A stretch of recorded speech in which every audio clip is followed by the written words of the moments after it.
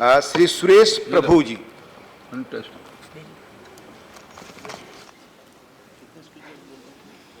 Sir, ये एक बहुत ही अहम बिल सदन के सामने लाया है और मैं समझता हूँ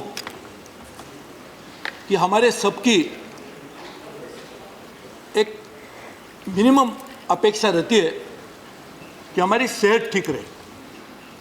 सेहत ठीक होगी तो यहाँ के बात भी कर सकते हैं, जयराम रमेश जी स्टैंडिंग कमेटी के बारे में जिक्र भी कर सकते हैं। इसलिए सेहत ठीक रहना सबसे अहम बात है और सेहत ठीक करने के लिए जो लोग सेहत देने के लिए जिम्मेदार है, ऐसे लोग किस तरह से इस क्षेत्रों में आते हैं उसके ऊपर भी निर्भर करता है। Medical education is the foundation of the medical profession. Medical practitioners are created through medical education. That's a process.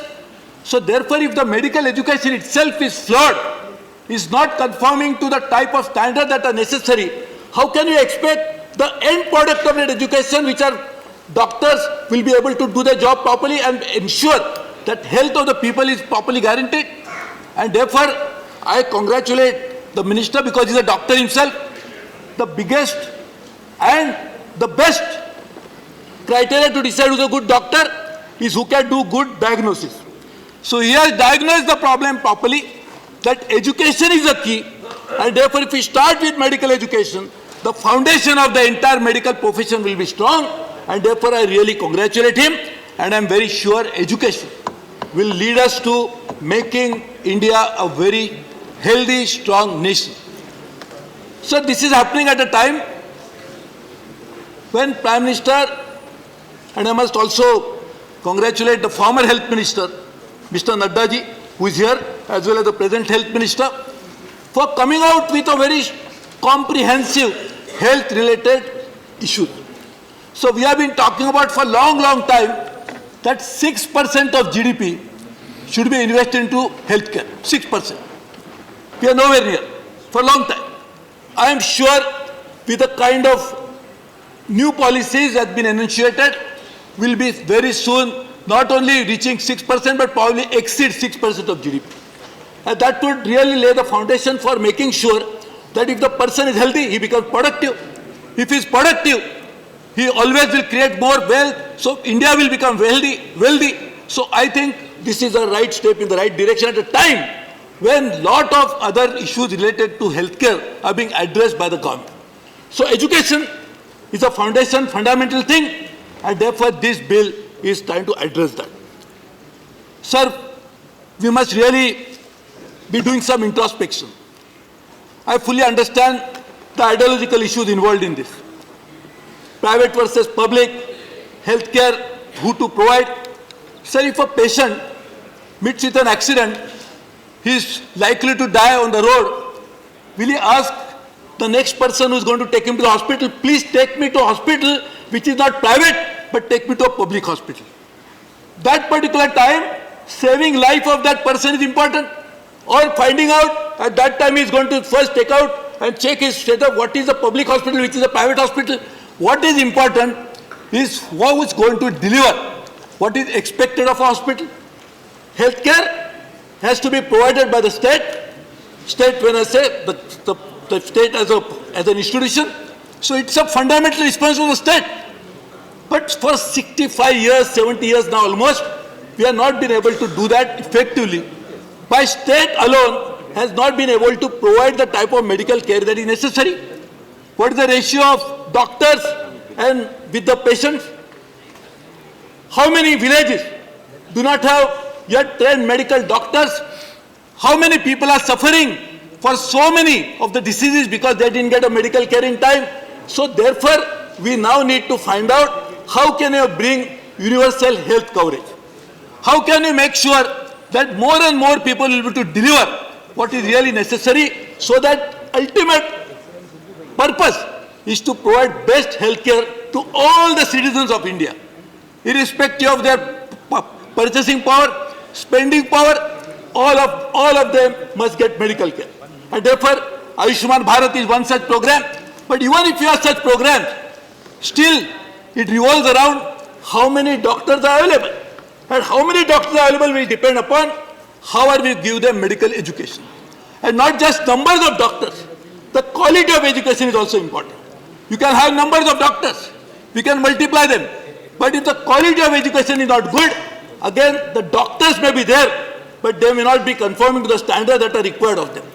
Sir, we should be proud of the fact that if you go to United States, you go to one of the more developed country, National Health Service, which is a UK government-run program, which is said they are the third largest employer of the world.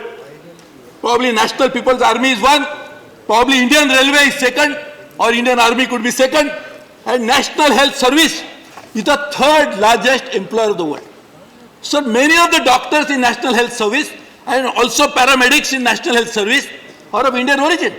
So they went from here. So education for a long time was good. That's why they produced doctors like Dr. Harshvardhan. And I'm very happy that he is the one who is not only a medical doctor helping the patient, but also now helping medical sector as a whole.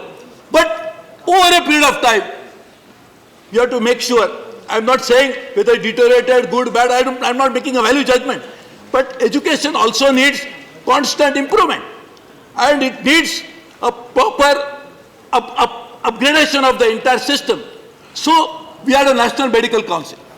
I don't know anybody will stand up here and say that they did a fantastic job. I don't think anybody would say that. And therefore, National Medical Council had to be replaced. There has been a huge consultation. I was also involved when I was in the government. No, not partially allowed. with the Not process. allowed. Not allowed. I am trying to say, Dr. Santu said no permission to. We will make sure no permission, that please. National Medical Council Not going on record, has to be please, replaced with something, and therefore Please. we have now coming Your out term will come, you with speak. a very comprehensive and a very holistic way of dealing with all the issues which are related to medical education. Sir, this commission which is going to be appointed, I am really very happy to note that commission is not going to be arbitrarily appointed. Commission will be appointed, including the chairperson, through a search committee. The appointment itself is the beginning of a process of creating an institution. So institution building will happen through a process which itself is prepared with lot of thought into it. I can see that all these members who will be appointed as well as elected will come through a proper process. And all stakeholders are involved. Not only central government alone, state governments, professionals, stakeholders, all will be represented in this body. So we are going to see that this particular organization, which will have state governments also playing a very key role. Sir, we must actually also look into ourselves and ask a question. If there is a medical emergency in some part of the country, as it happens many times, a particular state may be responsible. But can we just say that it's a state responsibility? We are washing our hands off. We try to say that it's a state responsibility but a national duty. So we try to address such medical emergency through national intervention as well, though the state government may be responsible for it primarily. So medical education must also realize that when we are going to create a medical profession for the whole country, it must conform to standards which are nationally applicable. I cannot say that I belong to a particular state, so I have a right to decide the standards, so I can have a lower standards. Am I going to say that the citizens of India can be discriminated against by saying that because you particular state, the state will decide the standard? We must decide the standard nationally. Will be done in the process of involving the state governments. State governments are partners, they are important stakeholders, but nationally the responsibility lies as a country as a whole with us. All 1.3 billion people, 130 crore of Indians are responsible of us. All of us represent those 130 crore people. So we must make sure that standards are national, but prepared in such a way that state governments are involved into it. And that is what this bill is actually talking about. We also must make sure that all stakeholders are involved. So that is very important. Because medical education is not between two governments. We cannot say state government and central government. It cannot be between two ministers, union minister and state ministers. It cannot be the health secretaries of central government and state governments, or only bureaucrats or politicians. It has to be also the medical professionals themselves. So this bill, rightly so, is involving all the stakeholders, including the medical professionals, and through a very transparent process. So I really wish to congratulate the government for doing that, because now it's not going to be that because I know somebody I can be there. It is through a process, and that will ensure that this commission will be able to discharge the duties as these are necessary.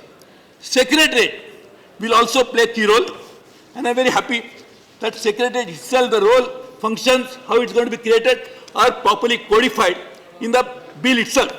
So therefore, there is going to be a National Medical Commission. How it is going to be constituted, properly decided. There is going to be a Secretariat, as well as there is a State Medical Council. So the bill clearly says that within 3 years, if the state doesn't have a medical council, they must create one. 3 years, right? So therefore, in 3 years, all the state government will have to create a council. And therefore, the council will ensure that nationally there are standards, but those state-related issues, very specific, customized issues to the state, will be addressed by them. And therefore, this is a very important bill, and I really wish to support it very strongly. But sir, there is a very important element of it. One part of it is council, but there are 4 autonomous institutions, which are like 4 pillars on which this entire edifice of the medical council rests. And each of the pillars is very important. One pillar, which is talking about undergraduate and postgraduate standards about examinations. Sir, this is a very important issue, that if we have proper standards related to election for the examination, this will be the right way to do it. And therefore, there will be a board which will look into this separately. So examination standards, undergraduates, postgraduates will be looked after by one body. Then there is MARB, which will look at assessment of standard permission for new medical colleges.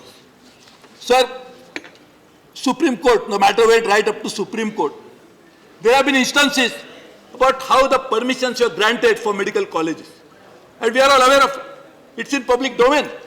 Now, we'll have a system whereby the medical colleges will be granted permission through a very transparent process, and these medical colleges, therefore, will not only be available because they know somebody, but because they conform to standards.